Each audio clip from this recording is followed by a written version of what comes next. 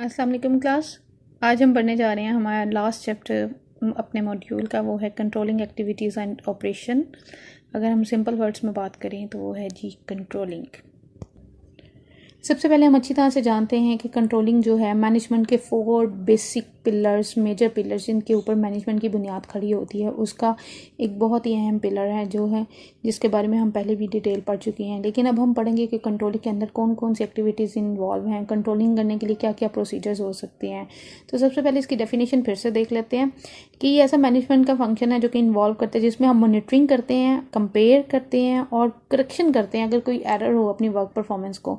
तो जो भी ऑर्गेनाइजेशंस हैं जब वो कंट्रोलिंग के प्रोसेस में होती हैं तो 3 चीज़ें उनको करनी लाजमी होती हैं कि उन्होंने मेंटेनिंग अपनी करनी है, मॉनिटरिंग करनी है और कंपेयर करना है उसको अपनी प्रीवियस परफॉर्मेंस के साथ, और फिर अगर करेक्शंस की ज़रूरत है तो करेक्शंस करनी है। इसके बाद हमारे पास जी आ जाता है प्लानिंग ऑर्गेनाइजिंग का लिंक। प्लानिंग कंट्रोलिंग का अगर आप देखें तो हमारे ये मैनेजमेंट के 4 फंक्शंस हैं। प्लानिंग से शुरू करते हैं जिसमें हम गोल्स डिफाइन करते हैं, ऑब्जेक्टिव, स्ट्रेटजीज और प्लान्स बनाते हैं ओवरऑल। उसके बाद हमारी ऑर्गेनाइजिंग आ जाती है जिसमें हम अपना स्ट्रक्चर डिफाइन करते हैं, अपनी HRM इंट्रोड्यूस करवाते हैं। लीडिंग में हम देखते हैं जी मोटिवेशन कैसे करनी है, लीडरशिप हमारी क्या है, टॉप टू बॉटम कम्युनिकेशन कैसे होगी, और इंडिविजुअली और हमारा ग्रुप बिहेवियर जो है ऑर्गेनाइजेशन के अंदर वो क्या है। उसके बाद हमारे पास ये कंट्रोलिंग जिसको हम पढ़ने जा रहे हैं उसमें स्टैंडर्ड हम देखते हैं, फिर मेजरमेंट्स करते हैं, फिर कंपैरिजंस करते हैं और एक्शंस लेते हैं। तो बात करते हैं कि कंट्रोलिंग इंपॉर्टेंट क्यों है। कंट्रोलिंग इंपॉर्टेंट इसलिए भी है कि जी आपने अपने एम्प्लॉयज़ को एम्पावरमेंट करनी होती है कि उनको पता होना चाहिए कि उनके एम्प्लॉयज़ उन पे मॉनिटर कर रहे हैं, उनको बेंचमार्क कर रहे हैं उनकी प्रीवियस परफॉर्मेंस के साथ। और सबसे बढ़ के कंट्रोलिंग जो है किसी ऑर्गेनाइजेशंस की एसेट्स की हिफाजत के लिए बड़ी ज़रूरी है कि अगर आप कंट्रोल नहीं करेंगे तो आपके एम्प्लॉयज़ जो हैं वो चोरी कर करके ले जाएंगे चीज़ें। तो इसलिए controlling is very much important. Moving on with controlling, हमारे पास उसमें सबसे पहले टॉपिक आता है control process. A 3-step process of measuring actual performance, comparing actual performance against a standard and taking managerial action to correct deviations in adequate standards। यानी कि जी control process के अंदर 3 स्टेप्स होते हैं कि पहली बात ये कि आप मेजर करते हैं, फिर उसको कंपेयर करते हैं और फिर उसको आप करेक्शन करते हैं। ये 3 चीज़ें जो हैं कंट्रोल प्रोसेस के अंदर जो है वो की जाती हैं और फिर उसको आप करेक्शन करते हैं। ये 3 चीज़ें जो हैं कंट्रोल प्रोसेस के अंदर जो है वो की जाती हैं। ये देखिए हमारे लिए कंट्रोल प्रोसेस का एक पूरा बाकायदा जो है वो चार्ट दिया हुआ है, कनेक्शंस दिए गए हुए हैं कि सबसे पहले हम मेजर करेंगे एक्चुअल परफॉर्मेंस को, फिर हम सेकंड पे आ जाता है जी कंपेयर करेंगे, और थर्ड पे हम फिर एक्शन लेंगे, और सेकंड में जो सर्कल के अंदर जो है वो हमारे गोल्स, ऑब्जेक्टिव्स जो हैं वो डिफाइन किए गए हुए हैं कि वो क्या क्या हैं। ऑर्गेनाइजेशनल डिवीजन आ जाती है और डिपार्टमेंटल इंडिविजुअल आ जाते हैं।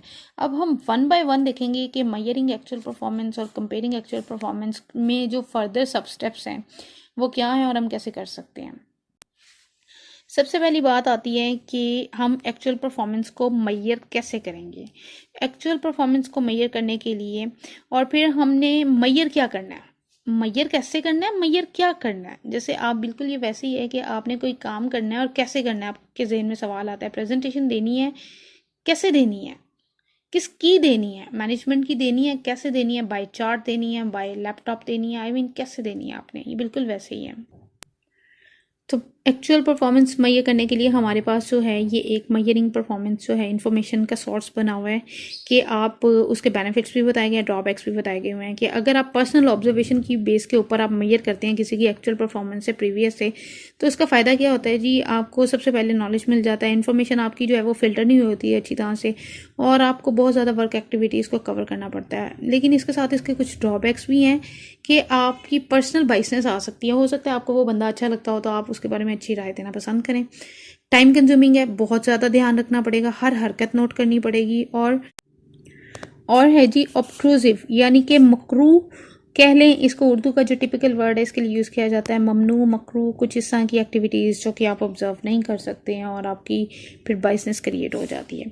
उसके बाद आ जाती है जी स्टैटिस्टिकल रिपोर्ट्स। ये रिपोर्ट्स आपको क्या बताएंगी, इनको पढ़ना आसान है। सबसे पहली बात ये कि इफेक्टिव होती हैं और ये रिलेशनशिप आराम से बता देती हैं।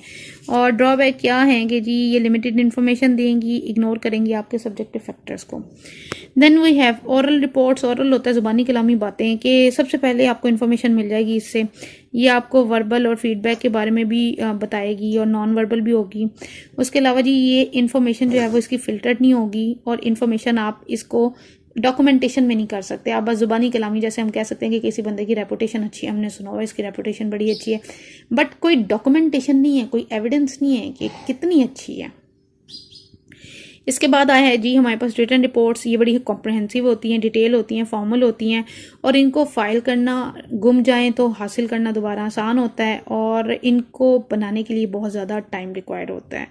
तो कंट्रोलिंग में हमने क्या मैयर करना है, कैसे मैयर करना है, ये हमारे पास 4 तरीके थे जो कि बताए गए हैं। इसके बाद हमारे पास पॉइंट आता है जी कंपेयर करनी है आपने एक्चुअल परफॉर्मेंस को अगेंस्ट स्टैंडर्ड के। तो इसमें आप ये देख सकते हैं कि रेंज ऑफ वेरिएशंस कितनी है। लाइक आपके पास एग्जांपल गिवन है कि प्लांट्स की, कि उनमें से फ्लावर्स वाले कौन से हैं और एनुअल फ्लावर्स कौन से हैं, फिर हर्ब कौन से हैं आते हैं, फिर उनका स्टैंडर्ड क्या था कि उनकी प्लांटेशन कितने उनके साथ जो है वो प्लांट्स लगे होते हैं, कितने जल्दी वो फल बूटे देते हैं और एक्चुअल उनकी क्या है और अंडर कितने जा रहे हैं। तो एक्चुअल परफॉर्मेंस को हम जब स्टैंडर्ड के अगेंस्ट कंपेयर करेंगे तो बिल्कुल ऐसे ही होगा कि आपके पास स्टैंडर्ड गिवन है। लाइक आपने बड़े सुने होंगे कि जी हम ISO सर्टिफाइड हैं, यानी कि वो सफाई के मेयार को उस लेवल का मेंटेन किए गए हुए हैं कि उनको सर्टिफिकेट मिल जाता है। तो स्टैंडर्ड के साथ इसी तरह जो है वो कंपेयर किया जाता है। इसके बाद मैनेजरियल एक्शन की बात करते हैं। मैनेजरियल एक्शन में अगर आपकी कोई प्रॉब्लम अगर होगी है तो आपने एक्चुअल परफॉर्मेंस के साथ आपने फिर कंपेयर किया, तो आपके पास 2 तरीके हैं कि या तो आप इमीडिएट एक्शन, करेक्टिव एक्शन कर सकते हैं कि एक ही दफ़ा में आपने जो है वो प्रॉब्लम को ठीक कर दिया, प्रॉब्लम आपकी ठीक हो गई, या सेकंड है आपकी बेसिक करेक्टिव एक्शंस। कि करेक्टिव एक्शन आप देखते हैं कि आपकी प्रॉब्लम क्या है, क्यों हुई है और ये पहले तो अवेलेबल नहीं थी, फिर आप इसका देखते हैं कि सोर्स ऑफ डेविएशन क्या है, कहाँ पे जाके प्रॉब्लम अकर हुई है, तो फिर आप उसको ठीक करते हैं। इसके बाद हम बात करते हैं मैनेजरियल डिसीजन प्रोसेस की। तो अगर हम स्टार्ट करें तो मैनेजर का जो कंट्रोलिंग का प्रोसेस स्टार्ट होता है कंपेयरिंग एक्चुअल से।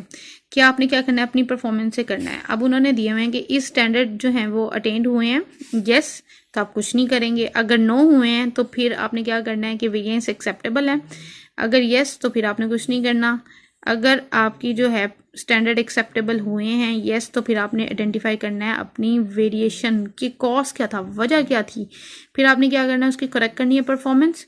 और अगर आपके स्टैंडर्ड एक्सेप्टेबल नहीं थे तो आपने अपने स्टैंडर्ड को रिवाइज करना है और एक्शन लेना है, और ऑब्जेक्टिव जो है आपका स्टैंडर्ड रिवाइज करना वो हो गया।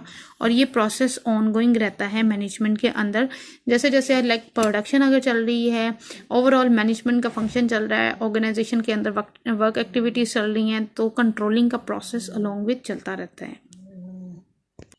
इसके बाद हमारे पास आता है जी ऑर्गेनाइजेशनल परफॉर्मेंस। ऑर्गेनाइजेशनल परफॉर्मेंस सबसे पहले हम बात करते हैं कि परफॉर्मेंस क्या होती है। परफॉर्मेंस बेसिकली होती है एंड रिजल्ट होता है किसी भी एक्टिविटी का।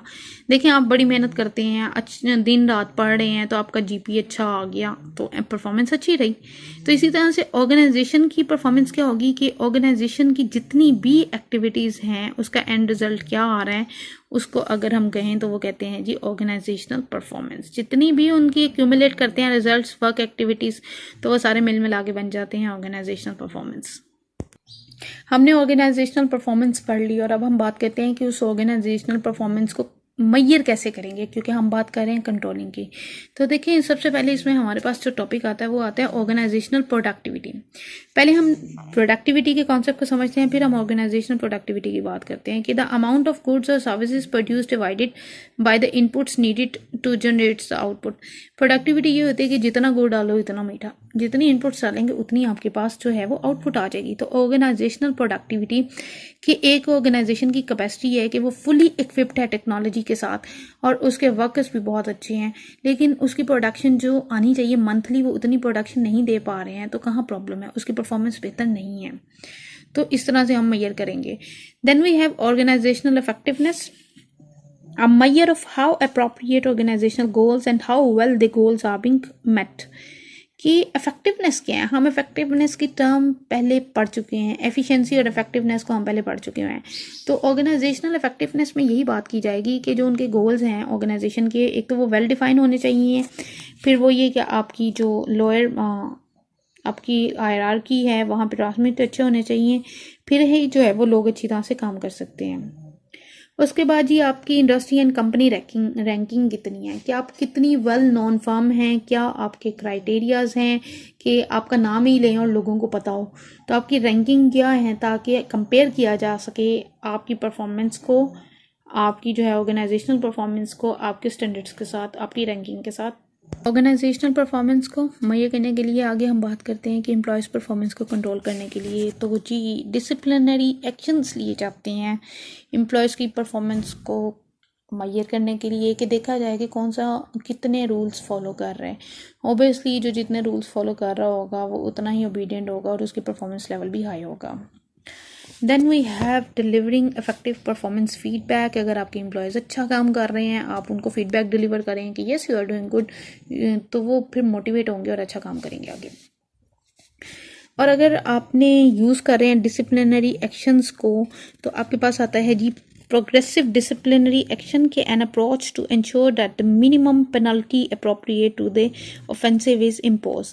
कि अगर आपके वायलेट किया है किसी एम्प्लॉय ने कोई रूल, तो आप उसके अगेंस्ट क्या करें जी, उसको कोई पेनल्टी इम्पोज कर देंगे, आपको जुर्माना आयद हो गया। जैसे हमारे यहाँ पे चालान के ऊपर जुर्माना है और लोग हंसी खुशी दे के चले जाते हैं, लेकिन अच्छी ऑर्गेनाइजेशंस के अंदर ऐसा नहीं होता है। अच्छी ऑर्गेनाइजेशंस के अंदर अल्टीमेट जो फिर टाइम होता है कि जी अगर आपके वायलेट कर रहा है एम्प्लॉय रूल बार बार, तो फिर उसको कंपनी से ही निकाल दिया जाएगा, और आपकी रेपुटेशन जब अच्छी नहीं होगी तो दूसरी कंपनी भी आपको जॉब देने से कासिर होगी। इसके बाद हम बात करते हैं टूल्स के ऑर्गेनाइजेशनल परफॉर्मेंस को मुहैया करने के लिए किन किन टूल्स का हम यूज़ कर सकते हैं। तो इसमें सबसे पहले जी फीड फॉरवर्ड, कॉन्करेंट और फीडबैक कंट्रोल्स आते हैं। सबसे पहले हम बात करेंगे फीड फॉरवर्ड की, कि फीड फॉरवर्ड क्या होते हैं। अगर हम सादे लफ्ज़ों में बात करें तो ये इस तरह की टर्म है कि आप देखें कोई काम शुरू होने से पहले आप प्रोएक्टिव अप्रोच यूज़ करते हैं कि कोई मसला ना हो जाए, सारा कुछ ठीक ठाक रहे। तो ये भी उसी तरह की बात ही है। जैसे फीड फॉरवर्ड जो है कंट्रोल ऐसा है जो कि किसी काम के करने से पहले शुरू होता है और पूरा हो जाता है। लाइक आपको पता है कि पाकिस्तान के अंदर लोड शेडिंग का इशू रहता है, लाइट किसी भी टाइम जा सकती है and you are going to arrange some function, तो आप बैकअप रखोगे, आप जनरेटर रखोगे, तो आपने पहले ही कंट्रोल कर लिया अपना काम। इसके बाद है जी हमारे पास कॉन्करेंट कंट्रोल। ये इस तरह का कंट्रोल है जो कि काम के साथ साथ जो है वो चल रहा होता है। आप कोई प्रोडक्शन का प्रोसेस चल रहा है, मैन्युफैक्चरिंग का प्रोसेस चल रहा है, तो साथ साथ आप ऑब्जर्व कर रहे हैं कि कहीं पे कोई मसला तो नहीं आया, मसला आया तो उसको साथ ही सॉर्ट आउट किया जाए। यानी कि ये कंट्रोलिंग का वो टाइप है, वो टूल है जो कि हम साथ साथ जो है वो ऑब्जर्व कर रहे होते हैं। उसके बाद आ जाता है जी हमारे पास फीड मेजरमेंट। हमारे पास तीसरा टूल आता है जी फीडबैक कंट्रोल के कंट्रोल जो कि टेक प्लेस करता है, अकर करता है किसी भी एक्टिविटी के ख़त्म होने के बाद हम फीडबैक देते हैं, हम राय देते हैं। रोज़ मैं भी आपको प्रेजेंटेशंस के बाद जो है वो फीडबैक देती हूँ। तो ये ओवरऑल जो है फीडबैक ऑर्गेनाइजेशंस के अंदर बहुत इंपॉर्टेंट है। और एक टर्म यूज़ की गई है यहाँ पे कि मैनेजमेंट बाय वॉकिंग अराउंड, की जब ये वो टर्म है जो कि डिस्क्राइब करती है कि जब मैनेजर अपनी सीट को छोड़ के अपने प्रोडक्शन एरिया के राउंड पे हो और इंटरेक्ट कर रहा हो डायरेक्टली अपने एम्प्लॉयज़ के साथ कि उनको कोई प्रॉब्लम तो नहीं आ रही है, तो ये इस तरह की टर्म्स जो हैं वो यूज़ की जाती हैं। तो ऑर्गेनाइजेशनल परफॉर्मेंस को मुहैया करने के लिए 3 टूल्स जो हैं वो यूज़ किए जाते हैं जिनको हमने डिस्कस कर लिया है। अब हम एक चार्ट देख लेते हैं कि इनपुट्स यानी कि काम शुरू करने से पहले आपका फीड फॉरवर्ड कंट्रोल होता है, जब आपका काम चल रहा होता है तो आप कॉन्करेंट करते हैं और आउटपुट में आप फीडबैक कंट्रोल आता है।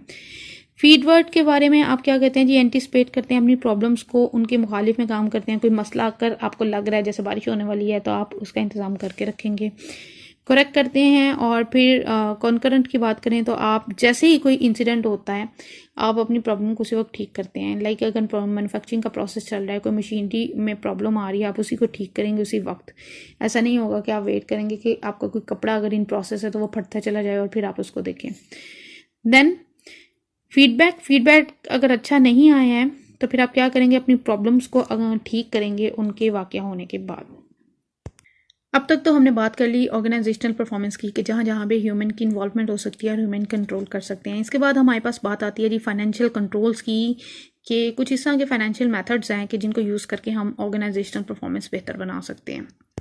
हमारे पास यहाँ पे कुछ रेशियोज़ हैं जो कि बहुत ही फेमस हैं। सबसे पहले हम लिक्विडिटी की बात करते हैं। लिक्विडिटी ये होता है कि कोई एसेट जो है वो कितनी जल्दी चेंज हो जाता है कैश के अंदर, यानी कि गाड़ी है तो गाड़ी एक हाईली लिक्विड एसिड है कि आप उसको सेल करें तो आपको फटाफट पैसे मिल जाएंगे। तो इसमें सबसे पहले बात आती है करंट रेशो कि हम परफॉर्मेंस चेक करने की बात कर रहे हैं, ये याद रखिएगा। तो परफॉर्मेंस हम कैसे चेक कर सकते हैं कि करंट एसिड और करंट लाइबिलिटीज़ कितनी है। तो ये क्या करता है जी, ऑर्गेनाइज मीनिंग क्या है इस पूरी कैलकुलेशन का कि आप ऑर्गेनाइजेशन की एबिलिटी चेक करते हैं कि वो अपने शॉर्ट टर्म ऑब्लिगेशन यानी कि जो शॉर्ट टर्म लोन है वो कितनी जल्दी पूरे कर सकते हैं। Then we have acid test ratio. Acid test ratio के अंदर आप अपने करंट एसिड में से माइनस कर देते हैं अपनी इन्वेंट्रीज, जो आपका स्टॉक होता है। अकाउंटिंग आप पढ़ रहे हैं, आप बेहतर समझते हैं इन्वेंट्रीज को, और आपकी करंट लाइबिलिटी से डिवाइड करते हैं। मकसद क्या है कि जी ये आपको टेस्ट जो है एसिड टेस्ट आपको क्या बताता है कि आपकी इन्वेंट्री टर्नओवर स्लोली कितना होना चाहिए और कि वो सेल हो जाए, कि आपको कितना इन्वेंट्री टर्नओवर रखना चाहिए। Then we have leverage. Leverage होता है is simply the debt curse. इसमें हम चेक करते हैं डेट टू एसिड। देखिए जब भी कोई आपको एलोकेट किया जाता है डेट, तो आप पहले कोई एसिड प्लेज कराते हैं, बैंक को कोई एसिड देते हैं तो वो आपको फिर डेट देते हैं। तो हम क्या चेक करेंगे, हमारे जितने टोटल डेट्स हैं ऑर्गेनाइजेशन के उसको डिवाइड कर देंगे एसिड से। तो हाई जितनी हाई रेशो आएगी ना तो वो उतनी लेवरेज ऑर्गेनाइजेशन आएगी, यानी कि उतनी कर्जदार जो है वो ऑर्गेनाइजेशन होगी। उसके बाद टाइम इंटरेस्ट अर्न्ड है। ये आपको क्या बताता है जी, ये कि ऑर्गेनाइजेशन जो है वो कितनी जल्दी अपने इंटरेस्ट के एक्सपेंसेस को मीट कर पाएगी। उसके बाद आपकी एक्टिविटी रेशो आती है जिसमें आपकी इन्वेंट्री टर्नओवर आता है, वो आप कैलकुलेट करते हैं अपने सेल्स और इनको डिवाइड करके इन्वेंट्री से। जितनी रेशो ज़्यादा होगी उतनी ही ज़्यादा आपके इन्वेंट्री एसिड्स जो हैं वो यूज़ हो रहे हैं। और टोटल एसिड टर्नओवर आएगी जी आपकी sales divided by total assets, कि जितने आप एसिड्स जो हैं वो कम मतलब यूज़ होंगे सेल्स वगैरह के लिए, एफिशिएंटली आप मैनेज कर रहे हैं तो ऑर्गेनाइजेशन के टोटल एसिड जो हैं वो फिर बढ़ेंगे। प्रॉफिटेबिलिटी रेशियो आप कैलकुलेट करते हैं, अपने प्रॉफिट मार्जिन निकालते हैं सेल्स के ऊपर, जिसमें आपका नेट प्रॉफिट आफ्टर टैक्स, याद रखिएगा आपके पास एक ग्रॉस टैक्स आएगा, उसके बाद उसमें से आप अपने टैक्स माइनस करेंगे तो आपके पास नेट प्रॉफिट आ जाएगा, और टोटल सेल्स उसको डिवाइड करेंगे तो ये आपको बता देगा कि आपकी नेट प्रॉफिट कितना जनरेट हो गया। Return on investment. Return on investment होता है ROI रेशियो जो है वो बेसिकली आपको ये बताती है कि आपका नेट प्रॉफिट जितना भी था आपने उसको अपने एसिड पे डिवाइड करना है, इसलिए कि इन्वेस्टमेंट तो एसिड्स के साथ की जाती है और अर्निंग जो है वो सेल्स के साथ की जाती है। तो आपको ये एफिशिएंसी बताएगी कि आपने कितने प्रॉफिट जनरेट करने की कैपेबिलिटी है। तो फाइनेंशियल रेशियोज जो हमने चंद पढ़ी हैं ये आपको फाइनेंशियली ओवरऑल एक ऑर्गेनाइजेशन की परफॉर्मेंस कैलकुलेट करने में हेल्प आउट करती हैं। इसके बाद हमारे पास टूल आता है जी इंफॉर्मेशनल कंट्रोल्स के। हमें अपनी बीइंग एन ऑर्गेनाइजेशन अपनी इंफॉर्मेशन को कंट्रोल करना होगा ताकि कोई मसला ना हो। इंफॉर्मेशन कंट्रोल के अंदर जो है मैनेजमेंट इंफॉर्मेशन सिस्टम की बात की जाती है कि इस तरह का सिस्टम है जो कि मैनेजर को needed information mandatory information provide करता है, ये अरेंजमेंट करता है, पर्पस बिल्ड करता है और इन्फॉर्मेशन साइज स्टोर करता है जितना भी ऑर्गेनाइजेशन का डाटा है, चाहे वो रो हो एंड एनालाइज फैक्ट हो, और क्विकली एक लाइब्रेरी सी बन जाती है और सारा आपके सामने रिकॉर्ड आ जाता है। इन्फॉर्मेशन टूल्स के अंदर हमारे पास दूसरा जो मेथड आता है that is balance score card. Balance score card जी एक ऐसा परफॉर्मेंस का मेजरमेंट टूल है जो कि एम्प्लॉयज़ की फाइनेंशियल पर्सपेक्टिव के हिसाब से बताता है कि आपका एम्प्लॉय पहले कितनी सैलरी पे था, क्या रैंक था, फाइनेंशियल टर्म्स के अंदर जो है वो उनकी देता है। लाइक जिस तरह से अगर आप देखें तो आपकी प्रोग्रेस रिपोर्ट होती है आपकी, अगर आपको याद हो आपके बचपन में तो आपके मंथली टेस्ट हुआ करते थे तो सब्जेक्ट के आगे ग्रेडिंग लिखी जाती थी, फिर उससे नेक्स्ट के आगे उसकी ग्रेडिंग और कंपैरिजन किया जाता था कि T1 में लाइक अगर अभी भी आप कर सकते हैं कि T1 में आपने इतने लिए और T2 में इतने लिए। तो इस तरह से बैलेंस स्कोर कार्ड हेल्प करता है आपको जज करने में, एनालाइज करने में, अपनी परफॉर्मेंस को मेजर करने में। इसके बाद हमारे पास जो टूल आता है डैट इज़ बेंचमार्किंग। बेंचमार्किंग होता है जी बेस्ट प्रैक्टिसेस जो हैं कंपैटिटर्स या नॉन कंपैटिटर्स के दरमियान जो है वो फाइंड आउट करना, ताकि आप अपनी परफॉर्मेंस बेहतरीन बना सकें। आप एक स्टैंडर्ड सेट कर दें और आपने फिर उसको मीट करना है। और बेंचमार्क क्या होता है, the standard of excellence against which the measure and compare, यानी कि लेट सपोज आपने एक क्वालिटी स्टैंडर्ड मेंटेन कर दिया। अगर हम बात कर लेते हैं कि एयर क्वालिटी इंडेक्स की, क्योंकि हम लाहौर शहर की बात करें तो हमारी जो है वो एयर क्वालिटी बहुत बुरी हो गई है कि हम स्मोक का शिकार हो गए हैं। तो समटाइम जो है जैसे ही नवंबर का सीज़न आता है, अक्टूबर नवंबर, तो हमारे पास बहुत ज़्यादा स्मोक होना शुरू हो जाती है। तो जिन शहरों की हवा साफ़ है वहाँ पे क्वालिटी इंडेक्स मेंटेन कर दिया गया हुआ है, उसको बेंचमार्क कर दिया गया हुआ है कि अगर आपकी हवा साफ़ होनी चाहिए तो लेट सपोज़ आपका इंडेक्स जो है वो 150 के करीब होना चाहिए, और अगर बहुत ज़्यादा स्मोक है तो हमारा इंडेक्स जो है वो 450 का डिजिट भी क्रॉस कर जाता है। अब हम बात कर लेते हैं कुछ कंटेम्प्रेरी इश्यूज़ की जो कि कंट्रोलिंग के प्रोसेस में आते हैं, हमें देखने पड़ते हैं। मैनेजमेंट को डे बाय डे इनके साथ जो है वास्ता पड़ता रहता है, डायरेक्टली इनडायरेक्टली। लेकिन कंटेम्प्रेरी इश्यूज़ देखने से पहले हम ये एक रिव्यू देख लेते हैं जी। बेंचमार्किंग की सजेशंस जो कि गिवन है कि जी आप कनेक्ट करें अपनी बेसिक प्रैक्टिसेस को, आप आइडेंटिफाई कर सकते हैं जो आपकी प्रैक्टिसेस होती हैं बेस्ट ऑर्गेनाइजेशन के अंदर, आप फिर उनको डेवलप करें और रिकग्नाइज़ करें, उनको अप्रिशिएट कर दें और कम्युनिकेट करें। सबसे बेस्ट ये है कि आप कम्युनिकेट करेंगे तो आपकी बेंचमार्किंग बेहतर होगी, और आप जो बेहतरीन प्रैक्टिसेस हैं आप उनको अपने सिस्टम का हिस्सा बना लीजिए, और फिर आप उनको नर्चर करें, उनकी लुक आफ्टर करें ऑन गोइंग बेसिस के ऊपर कि आपने एक प्रैक्टिस सेट की। अगर कोई एक बंदा बहुत अच्छी परफॉर्मेंस दे रहा है और वो एक नॉर्मल सी पोजीशन पे है, तो you may rank him better, और उसको ऑन गोइंग देखते रहें कि वो उसी तरह की परफॉर्मेंस दे रहा है कि नहीं दे रहा। तो जी वापस अब हम बात कर लेते हैं अपने कंटेम्प्रेरी इश्यूज़ की कि आपको क्रॉस कल्चर डिफरेंसेस, जिनकी हम पहले ही बात कर चुके हैं कि अगर मल्टी ऑर्गेनाइजेशन है, मल्टी नेशनल ऑर्गेनाइजेशन है, वहाँ पे डिफरेंट लोग होंगे, डिफरेंट कल्चर बैकग्राउंड्स होंगे, तो उनको ओवरकम करना बहुत ज़्यादा ज़रूरी है। हमारे पास बात आती है जी वर्क प्लेस प्राइवेसी की। Privacy is very much important कि आपके वर्कर्स को इतना कमिटेड होना चाहिए कि जो भी ऑर्गेनाइजेशन के अंदर की बात है, अंदर के रूल्स हैं, लॉज हैं, वो सब कुछ वहीं छोड़ के बाहर जाएं। वर्क प्लेस की प्राइवेसी डिस्टर्ब नहीं होनी चाहिए, ना ही कोई बाहर के लोग आके आपके वर्कर्स की जो है वो प्राइवेसी ख़राब करें। एम्प्लॉयज़ थेफ्ट ऐसा नहीं होना चाहिए कि रात को जब आपके एम्प्लॉय घर जाएं तो वो अपनी जेबें जो हैं वो, अगर वहाँ पे कोई प्रोडक्शन प्रोसेस है, मैन्युफैक्चरिंग प्रोसेस है, तो उन चीज़ों से भर के लेके जाएं। तो आपको जो है वो इस तरह की एक्टिविटीज़ को जो है वो देखना चाहिए। एम्प्लॉय थेफ्ट बेसिकली जो है ना, किसी की चीज़ बिना पूछे उठाने को थेफ्ट कहते हैं। तो एम्प्लॉय थेफ्ट वही है कि आप किसी ऑर्गेनाइजेशन के अंदर काम कर रहे हैं और आप उनकी प्रॉपर्टी, उनकी चीज़ें जो हैं वो बिना पूछे अपने पर्सनल यूज़ के लिए अगर आप ले जाते हैं। Then we have workplace violence, के वर्क प्लेस के ऊपर वायलेंस नहीं होना चाहिए, तशद्दुद नहीं होना चाहिए। समटाइम ऐसा होता है कि धड़े बन जाते हैं, यूनियंस बन जाती हैं, दो सेपरेट ग्रुप बंदी हो जाती है। तो वो ग्रुप्स क्या होते हैं, आपस में वायलेट हो जाते हैं और कोई ना कोई नुकसान पहुंचा देते हैं, किसी को मर्डर भी हो जाता है। तो ऐसे लातादाद वाक़यात जो हैं किसी ऑर्गेनाइजेशंस के अंदर हो चुके हुए हैं, तो इसको जो है अवॉइड करना चाहिए। Then we have controlling customer interactions, के अपने कस्टमर्स का फीडबैक आप कंट्रोल करें अपने कस्टमर्स का। डायरेक्ट जो आपके वर्कर्स हैं उनके साथ रिएक्शंस, इसीलिए जो है डिपार्टमेंट्स बनाए जाते हैं कस्टमर्स के फीडबैक के लिए, तो उसको भी कंट्रोल करना बहुत ज़्यादा ज़रूरी है।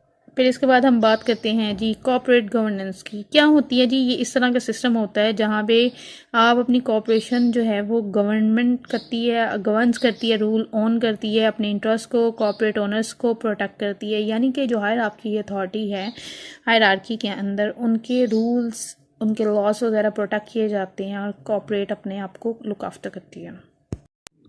ये याद रखिएगा कि मैनेजमेंट की कंट्रोलिंग की जब भी हम बात करेंगे तो हमें उसको कंट्रोल करने के लिए, कंट्रोल प्रोसेस के लिए हमारे ये फीड फॉरवर्ड, कॉन्करेंट, फीडबैक, हम इन्हीं की चीज़ों को जो है ना यूज़ करेंगे। लाइक थेफ्ट है, कोई भी ऐसा इशू होता है तो उसको हैंडल करने के लिए हम इन 3 स्टेप्स को लाजमी फॉलो करेंगे।